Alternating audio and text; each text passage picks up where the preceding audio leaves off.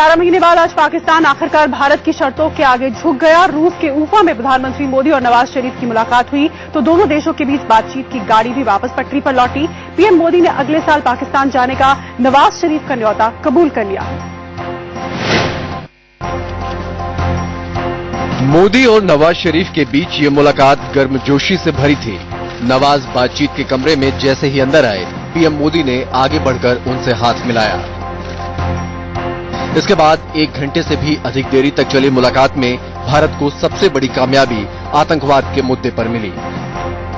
नवाज शरीफ ने पीएम मोदी के साथ बैठकर हर तरह के आतंकवाद की खुलकर निंदा की। Both leaders condemned terrorism in all its forms and agreed to cooperate with each other to eliminate this menace. हर रूप में आतंकवाद की मुखालफत के वादे के साथ ही नवाज शरीफ ने पीएम मोदी को भरोसा दिया कि पाकिस्तान मुंबई हमले के गुनहगारों को सजा दिलाने की कार्रवाई तेज करेगा और मुंबई हमले की साजिश रचने वालों के वॉइस सैंपल भी देगा।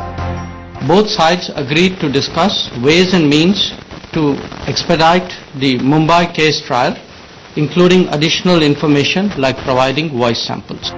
बंद दरवाजे के पीछे हुई बैठक में आतंकवाद का मुद्दा छाया रहा। बैठक के बाद नवाज जब बाहर आए तो उन्होंने बातचीत पर संतोष जताया। इसके बाद दोनों देशों के विदेश सचिवों ने मोदी नवाज बैठक की बड़ी बातें मीडिया को बताईं। Both leaders condemned terrorism in all its forms and agreed to cooperate with each other to eliminate this menace from South Asia. A meeting in New Delhi between the two NSAs to discuss all issues connected to terrorism. प्रधानमंत्री नरेंद्र मोदी ने इस मुलाकात के दौरान पाकिस्तान आने के नवाज शरीफ के प्रस्ताव को भी कबूल कर लिया। Prime Minister Nawaz Sharif reiterated his invitation to Prime Minister Modi to visit Pakistan for the SAARC summit in 2016. Prime Minister Modi accepted that invitation. इसके अलावा बीएसएफ और पाकिस्तान रेंजर्स के डीजी के बीच बैठक होगी। दोनों देशों ने अपनी जेलों में बंद एक दूसरे के मछुआरों को 15 दिनों में रिहा करने पर भी सहमति जताई है। अब बड़ा सवाल ये है कि क्या पाकिस्तान की सेना नवाज शरीफ को मोदी से किए वादे निभाने देगी? आतंकवाद के खिलाफ बातचीत में नवाज शरीफ ने आज शराफत तो दिखाई है, लेकिन उनके सामने अभी कई सारे स्पीड ब्रेकर हैं। पहला स्पीड ब्रेकर है पाकिस्तान के चरमपंथी संगठन, दूसरा स्पीड ब्रेकर है आईएसआई और तीसरा स्पीड ब्रेकर है पाकिस्तानी आर्मी।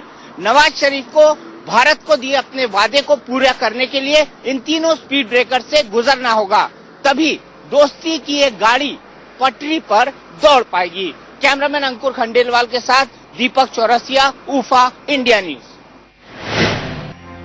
अंदर की बात यह है कि पाकिस्तान को अब ये बात समझ में आ गई है कि आतंकवाद के मुद्दे पर उसे नकाब हटाना ही होगा। लंबे वक्त तक वो दुनिया को धोखा नहीं दे सकता है। इसलिए नवाज ने मोदी के साथ बैठकर इसके हर रूप की निंदा की। इससे पहले पाकिस्तान ने इस तरह दो टूक भाषा में कभी आतंकवाद की निंदा नहीं की।